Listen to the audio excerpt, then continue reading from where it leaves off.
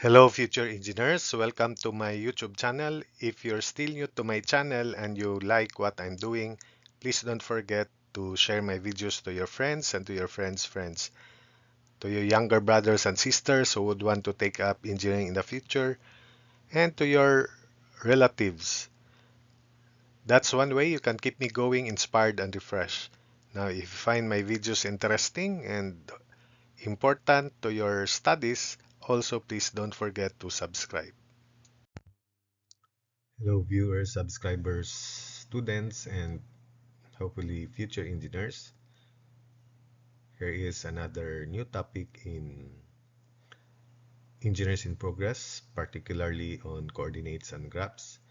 This will help you connect uh, contact between geometric situations and algebraic settings.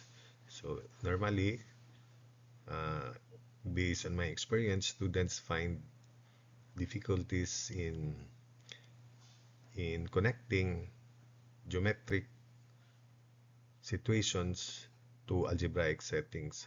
It's because also of their algebra background. So I hope that this video will help you improve in your thinking skills so that you will surely become engineers in the future. So first I'll discuss the plane rectangular coordinate system. So the plane 2D plane is divided by two axes, namely the x-axis and this vertical axis here, the y-axis. The positive direction of the x-axis is rightward, of course, and the positive direction of the y-axis is upward, as shown. Then these two axes meet at a point called the origin. So the coordinates of the origin, therefore, would be denoted by 0, 0. So because on the x-axis, all points on the x-axis will have the y-coordinate 0, then the equation of the x-axis is therefore y equals 0. Likewise, because all points on the y-axis has 0 coordinate for x, and therefore the equation of the y-axis is x equals 0.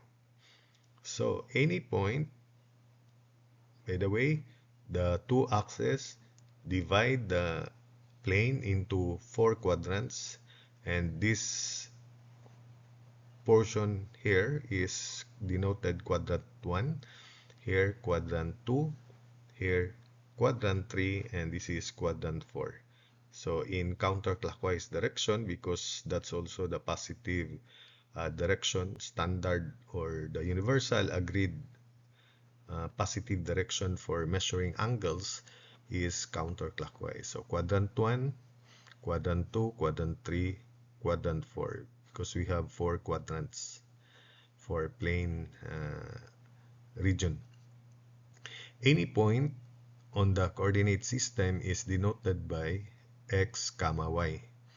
So where x is the distance of the point from the y-axis, and in particular, that distance is called abscissa. Likewise, its distance from the x-axis is called ordinate.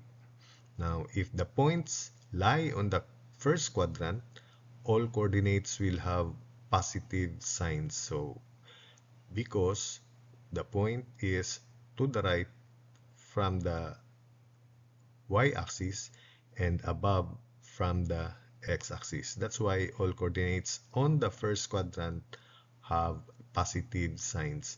Example is this point here, 3, 2, because the point is at 2, 3. So the point is at 2, 3 because its distance from the y-axis is 2 units and its distance from the x-axis is 3 units. So that's 2, 3. Then this point here in the second quadrant will have negative sign for its abscissa and positive sign for its ordinate. Negative because the point lies to the left of the y-axis. So I hope that you know that. And positive because the point is above the x-axis. So in particular, this point is -5. So you look at this, -5 here, project it upward, and +4. So that's 4. Then representative point on the third quadrant because the point lies to the left and below the y and x-axis respectively. So the abscissa would be negative, the ordinate would also be negative. So the signs of the coordinates of points when they lie on the third quadrant would be all negative. So an example would be this point, which is to the left of the y-axis 3 units. That's why its abscissa is -3, and it is 4 units below the x-axis. So that's why its ordinate is -4. That's -4 there. And finally, when the points lie on the fourth quadrant, points there would be to the right of the y-axis, so the abscissa would be positive, and below the x-axis, so the ordinate would be negative. So the signs of the coordinates of points there would be positive, then negative. So an example would be this point because this point lies 2 units to the right of the y-axis. Its abscissa is +2 and it is 5 units below the x-axis. So that's why its ordinate is -5. Then finally, because the y-axis has an equation x equals 0, then if we have a line, vertical line, which is parallel to the y-axis, and it is 5 units to the right of the y-axis, then the equation of that line is x equals 5, because all points on that vertical line, 5 units from the y-axis to the right of the y-axis, have the same abscissas equal to 5 units. So its equation is x equals 5. So the fact that all points on this vertical line are 5 units to the right of the y-axis, so that's why it's x equals 5. Then for this line here, because this is 7 units to the left of the y-axis, the equation of this line is x equals -7. Then for a horizontal line parallel to the x-axis, for this line, for example, it is 6 units above the x-axis, and since the x-axis has an equation y equals 0 because it is coincident with the line y equals 0 also, or the x-axis, then this line, which is 6 units above the x-axis, will have an equation y equals +6. All points on this horizontal line have the same ordinates of 6 units, +6 units above the x-axis.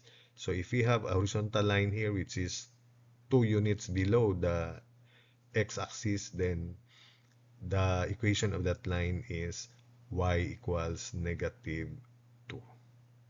So that's it for that portion. I'll now proceed with an example, point plotting. So plot the following points in one screen. So first 1, 2, then -2.5, 1.5, -3.2, -2.4, 1.8, -3.1, 4.5, -1/3, 4/5 rather, -1/3, -pi/2, √5, then -e/2, -√3, and √7, -pi/4, 0.28, 3.36, 0, -2.4, and -pi, 0. So some of the coordinates here are irrational numbers. So we have to estimate the values. So for the plotting, so first we have 1, 2.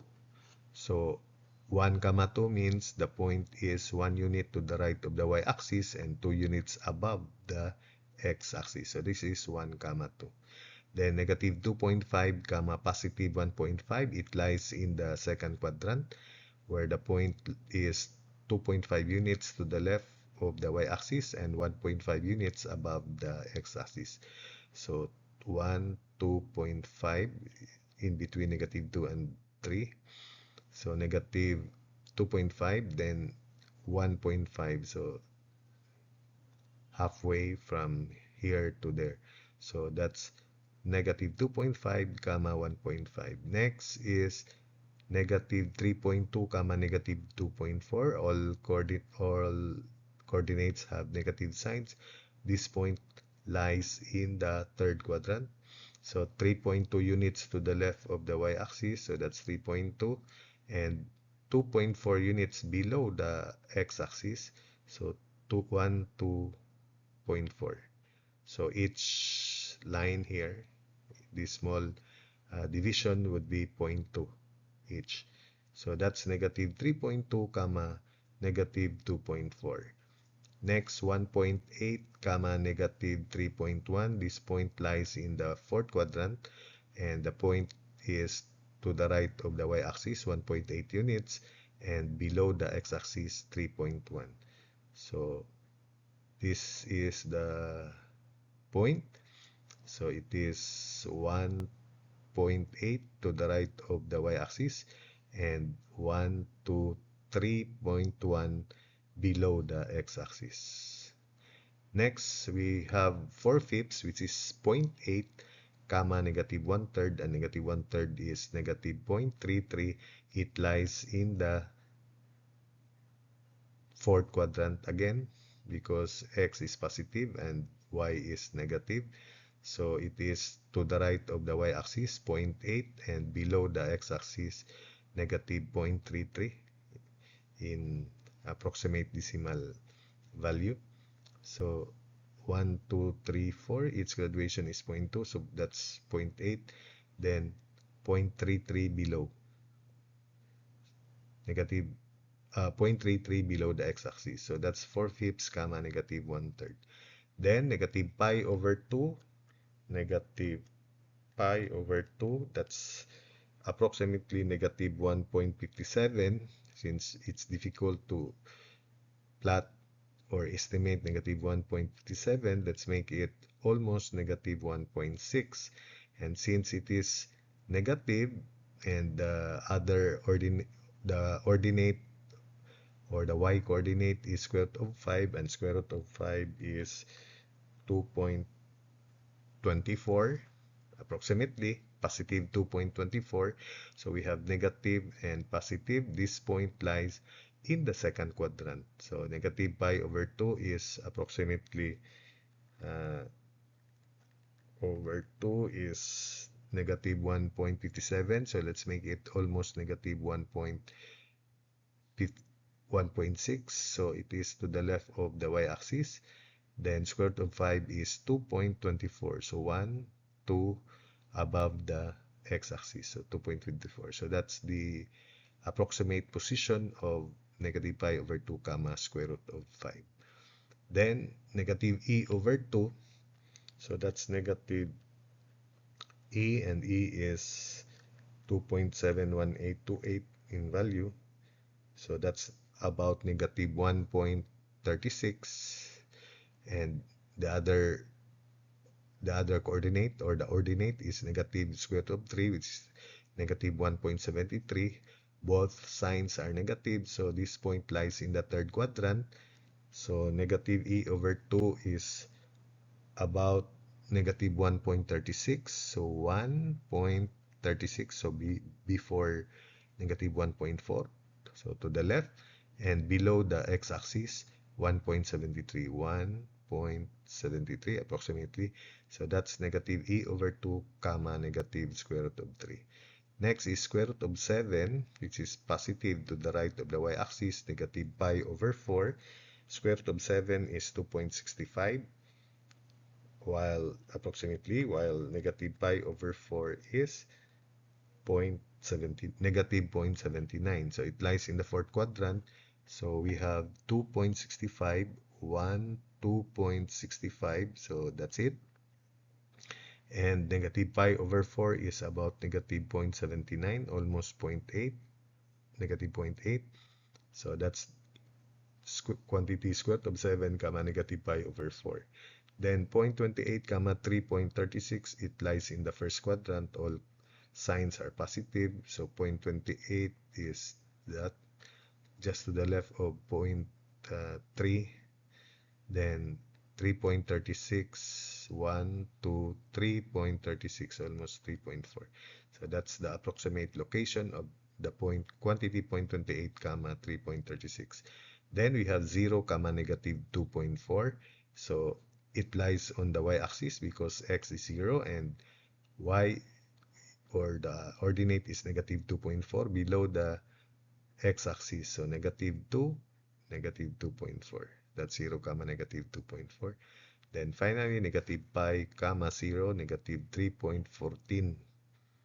So negative 3.14. So this is about y is 0, so it lies on the x-axis, and all you have to do is place it to the left of the y-axis, approximately negative 3.14 or negative 3.1, almost negative 3.12. So that's the approximate location of negative pi comma 0. So that's it for this video. I hope that for those who are beginners, will have their foundation background for coordinates in preparation to sketching the graphs of functions or any curve.